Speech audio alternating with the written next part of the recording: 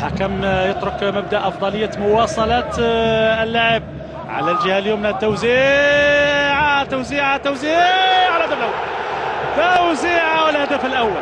خالدي يستلم كرة في الرواق أو في القائم الأول من غشة، يفتتح على إثر بطريقة إلى الانقضاض تقريبا بعد حوالي 10 ثواني. ديري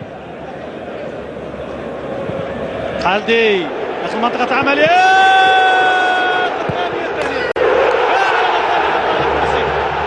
لوسيف الكرة الثانية يضيف الثاني. لوسيف بعد الكرة الثانية يضيف الهدف الثاني للاتحاد. سعود مجددا ركنية من نفسها الزاوية. هدف التعادل. هدف التعادل من جانب فريق نجم بن عكنون بواسطة أوكالي عبد الكريم.